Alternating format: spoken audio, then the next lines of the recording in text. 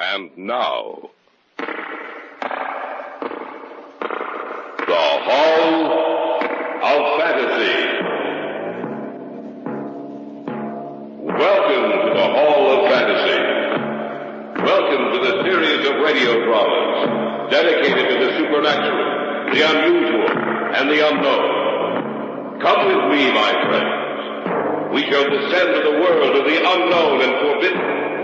Down to the depths where the veil of time is lifted, and the supernatural reigns as king. Come with me and listen to the tale of the Castle of Lavoca.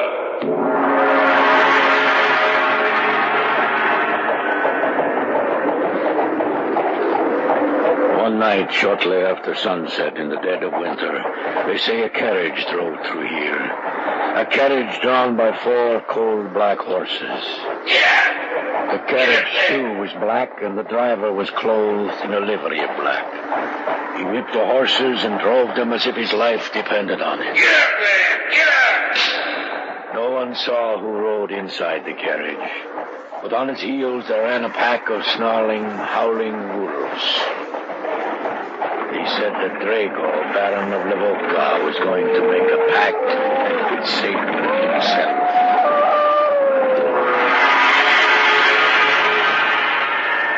In just a moment, the Hall of Fantasy will present the Castle of Lavoca. And now for tonight's story, an original radio drama by Richard Thorne entitled The Castle of Lavoca.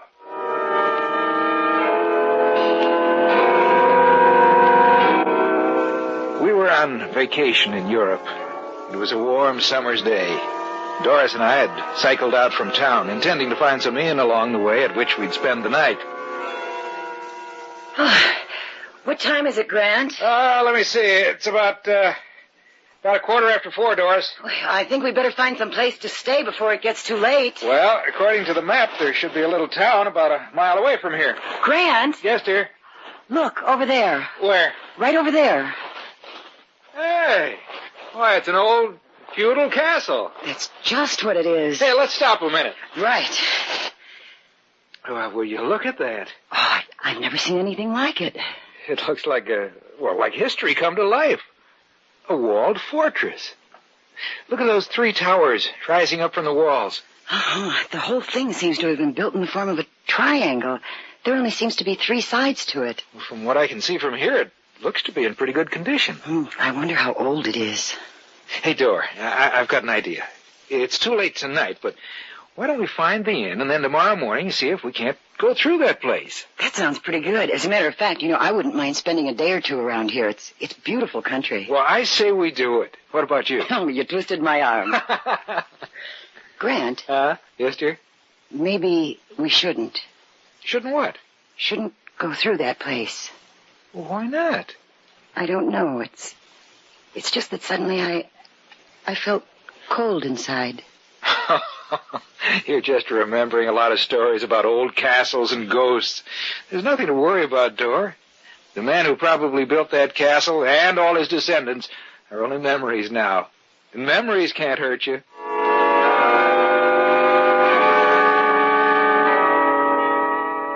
When we had first sighted the castle, I was quite surprised, because there was no indication of its existence on the map I carried. And what Doris had felt, I had felt also. When I first looked upon it, I felt, as she had said, cold inside. What it was, I didn't know. But that feeling had passed, and the only feeling I had was one of enthusiasm for the adventure that was to come the following day.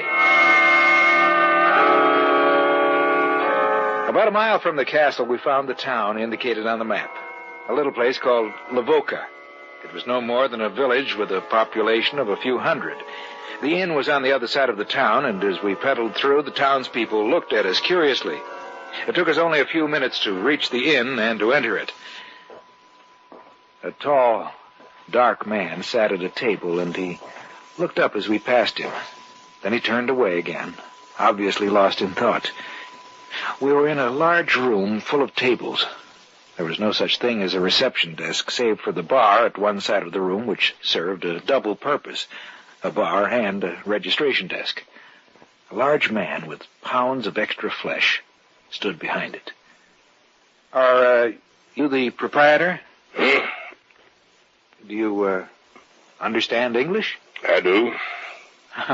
I was afraid... But I wouldn't. It happens that I do. Well, we'd like a room for 2 or 3 days. I hope you have something. All of my rooms are empty save one. It is occupied by the man you passed on your way in. I would be able to accommodate you. You are American? Well, yes, that's right. I'm surprised to see you with the world so close to war. Well, we won't be in this one. Perhaps. I do not have many visitors these days. The hospitality of my inn is offered to you. If I may be of service to you while you are here, please let me know. As a matter of fact, you can. In what way? Well, we passed an old castle on our way here. Do you think it'd be possible for us to... You must mean Lavoca Castle. Why, don't know its name.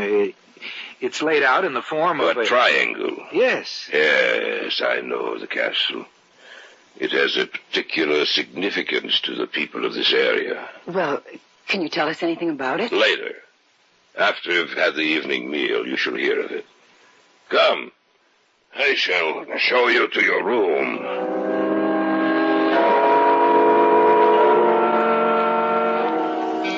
As he led us upstairs to our room, we passed again the man who sat alone at the table.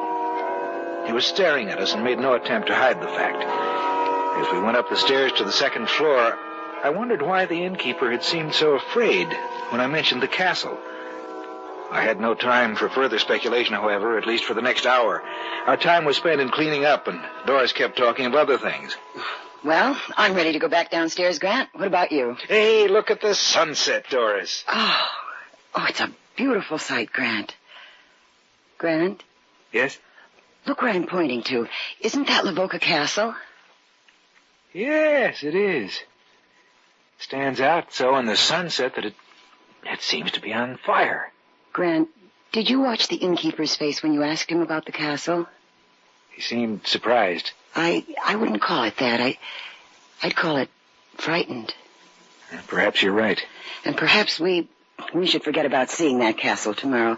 Perhaps we should start back. Well, we'll see. You know, Dora, you make it seem so serious.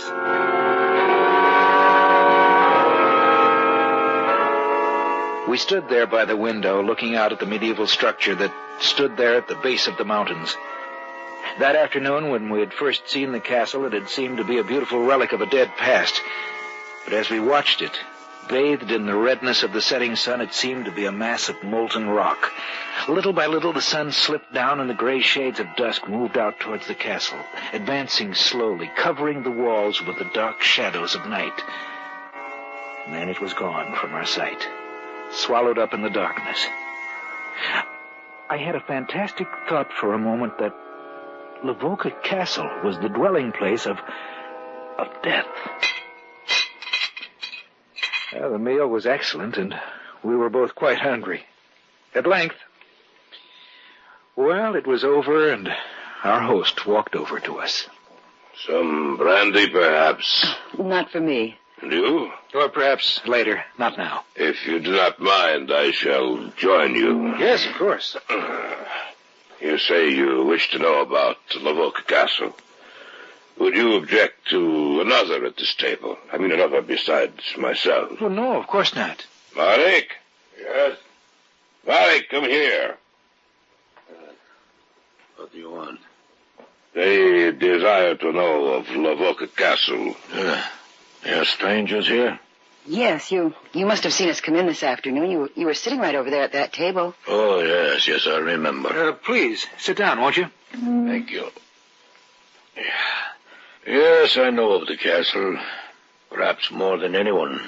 Well, we'd like to learn some of its history. I will tell you the story. Then we shall see whether you are still interested in Lavoca Castle.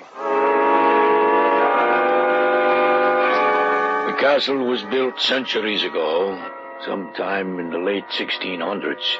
It was built by Drago, the first and only Baron of Lavoca, a man renowned for his cruelty and his prowess in the arts of war. War was his life, the only life he knew, and he lived for the feel of a strong blade in his hand. He lived for one purpose: to kill. It is said that the only thing Drago feared was death. He dealt with it almost every day of his life, yet he feared it.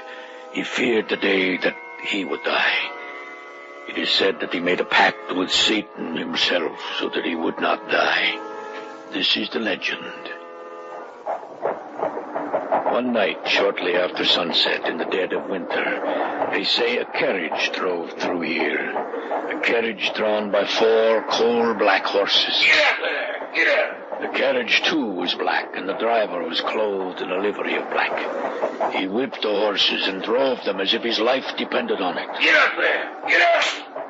No one saw who rode inside the carriage, but on its heels there ran a pack of snarling, howling wolves. Those who saw what happened that night were frightened almost to death. The carriage drove straight to the gate of Lavoca Castle. And the huge drawbridge was lowered to admit an entrance. The carriage rumbled across it, but the pack of black wolves stayed outside. They stayed outside, and the sound of their howling voices drifted back to this town, and the people were afraid. People looked up towards the castle, and they said it was bathed in an eerie luminescence. The visitor to the castle was there for the better part of 3 hours. And then the drawbridge was lowered again, and the carriage rumbled out. It seemed to be going even faster. And the driver whipped and drove the horses. Get up there! Get up! Till their mouths were white with foam and their eyes wide with fear. The carriage rushed through the center of the town, and the people were so afraid they turned their eyes away, lest by looking upon it they should die.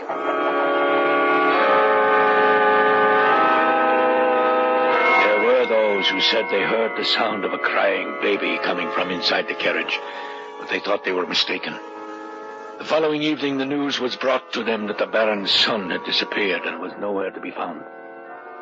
And as the man stood before them, telling the townspeople of what had happened, the shadows grew together in the night, and from the distance they heard...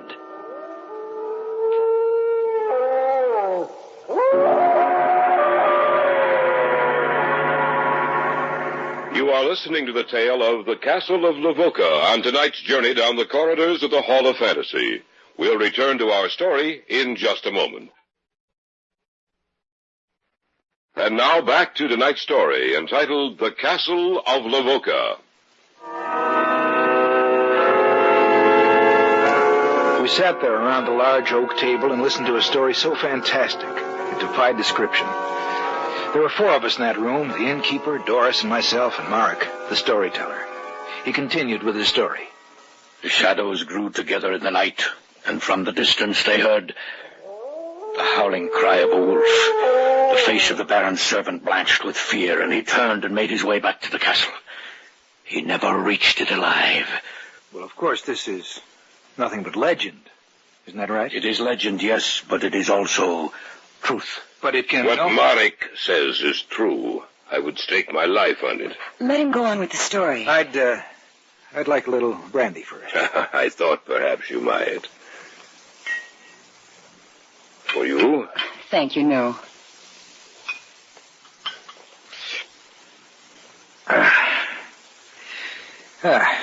Now then, go on with your story. By your leave. As I said, they found the servant outside the castle gate, and there was a great uproar about his death. But the Baron issued an edict that it was never to be discussed. And of course the people obeyed him, for by now they lived in superstitious fear of the Baron.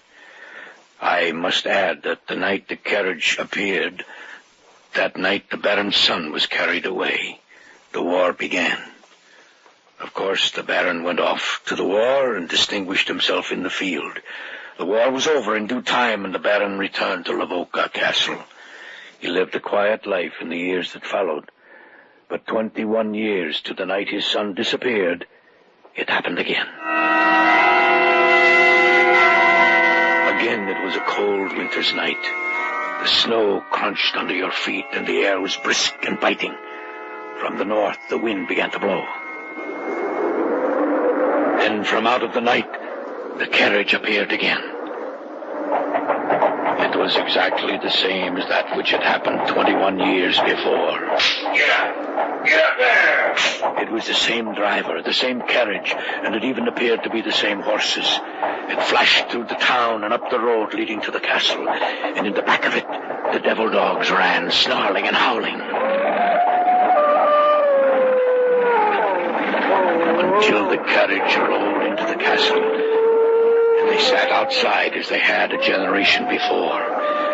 But it was not for long, for in a few minutes the carriage appeared again.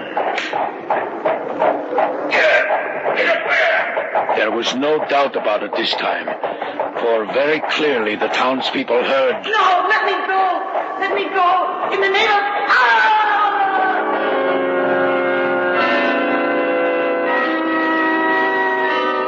And in another moment, the carriage was gone. The following day, the townspeople learned that the Baron's wife had disappeared. They knew who had come to claim her. That night, war broke out in Romania, and the Baron hastened to join the conflict.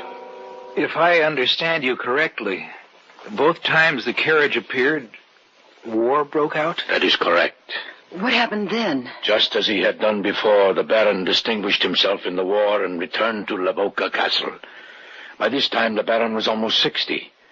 Peace reigned for a period of 40 years, and sometime during that time, the Baron disappeared. He died? I say he disappeared. Well, when did he die? There are no records of his ever dying. They say he lies at rest in one of the catacombs beneath the castle, waiting. Waiting? Waiting for what? Waiting for the war. The war? The black carriage has appeared each time war begins, no matter where it happens. And in each war there has been a report of a man who calls himself Baron Lavoca, fighting in the battles. That's fantastic. Call it what you will, but when the last war began, the carriage appeared and drove straight up to the castle. I was but a boy then, and I saw it with my own eyes. The night before that, we heard the wolves. Each time the carriage appears, the wolves appear the night before, to warn us of its coming, to let us know we should guard ourselves. Now that you have heard the story, do you still wish to visit Lavoca Castle? No. Yes. I don't care what you say. I can't bring myself to believe your story. I think it's nothing but superstitious nonsense. But, Grant... I'm sorry, darling. But I want to visit that castle. If you want, you can remain here. No, I'll go with you. What about you, Mark? Will you show us the way? Enter the castle with us? You say that in such a way that if I were to refuse, I would appear to be a coward. I shall go with you, American. Tomorrow afternoon will be all right with you? Yes. Let us have a drink to your trip. That's a good idea. Will you join us, madame? Yes, I will. All right, then. To your trip tomorrow. To Lavoca Castle. To Lavoca Lavoca Castle. Castle. We went upstairs to our room shortly after that.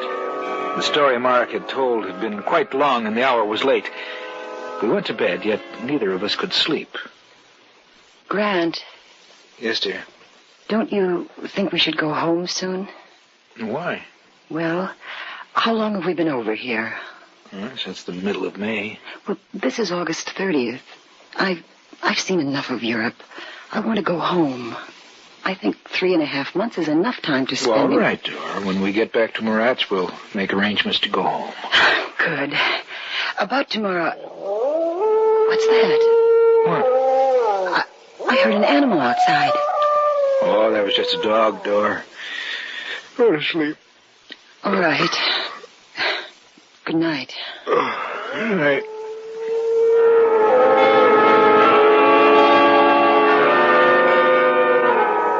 It was the following afternoon. For some reason, we hadn't been able to get started until late in the afternoon. It was after 3 o'clock when we started out. We discarded our bicycles in favor of horses, which Mark had been able to procure for us. The trip up to Lavoca Castle was uneventful, and within an hour we stood at the edge of the drawbridge, looking into the courtyard. Shall we go across? Of course. It doesn't show any signs of age. It has been perfectly preserved. I'll take you on a tour of the inside. We can leave the horses here. I'll give you a hand, Doris. That's all right, Grant. I can manage. All right. Now, just follow me. Marek led across the courtyard and into the gray building. The huge wooden doors were slightly ajar at the entrance, and with an effort, Marek pushed them open and led us inside. We were in a huge hall, which must have served as both a reception hall and a dining place. From there, he led us into the Baron's chambers, his wife's, which formed two sides of the massive triangle. Members of the retinue must have occupied the third side of the triangle. We visited each of the three towers which looked out across the countryside, giving a clear view of anything approaching. And then Marek led us down into the cells beneath the castle. Coming finally to another stairway, he turned to me. This leads down into the catacombs. Well, let's go down and take a look at them. Perhaps we'd... Oh, nonsense, Dor. We both have flashlights. I see you brought a gun, Marek. Nothing could hurt us. Let's go. All right. Oh, it seems colder down here. Yes, it does. I shall show you where they say Drago is sleeping. What time is it, Grant? Well, it's 7:30. Yes, we have been in the castle for several hours. We have been down here in the lower sections where there is no light for over an hour. I shall show you the Baron's resting place, and then we shall return to the inn. This is the chamber where he sleeps. Oh, Grant, there is someone in here. This isn't a joke, is it, Marek? I have never been down here before. It is no joke, as you call it. I want to have a look at him. No, Grant, don't. I can't believe it. This man seems to be sleeping, yet he's not breathing. Let's get out of here, Grant. All right. I've been nervous ever since I heard that dog last night. You say you heard a dog? Yes. There are no dogs in this area. No animal will come within miles of the town and castle. The animals fear it. That was no dog you heard last night. You mean? We have no time to lose. We must get out of here. Follow me. Yes. It was the warning you heard. I knew we shouldn't have come. Don't worry, Dor. We'll get out of this. I wish I felt that sure. The horses are out in the courtyard. It won't be long now. The horses are on the other side. They're gone. What are we going to do? Be quiet.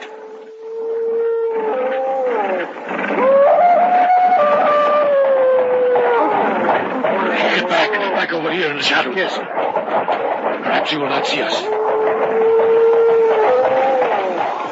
Grant, the drive... Be quiet. What's that? What's that noise? I don't know. The driver's pointing to the doorway. Oh. Grant. It's the Baron. Baron Lavoca. He's walking towards the carriage. Quiet. He's looking this way. Oh. He's turning away. He's getting into the carriage. Get up! Get up there!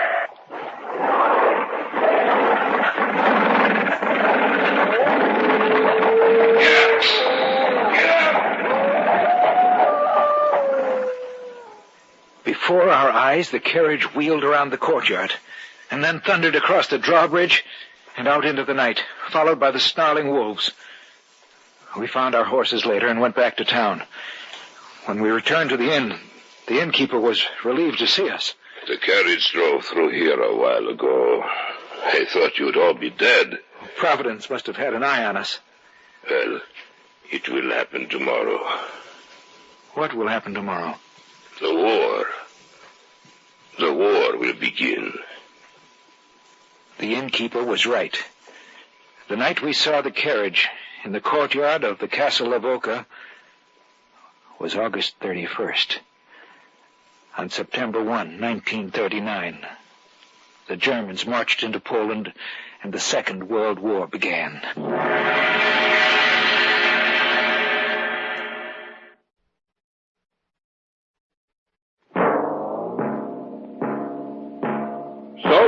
tonight's tale of the unusual, the terrifying, the unknown. Join us again when next we journey down the corridors of the Hall of Fantasy to hear another strange tale of the supernatural. All characters and events portrayed in these programs are fictional, and any similarity to actual events or persons, living or dead, is purely coincidental.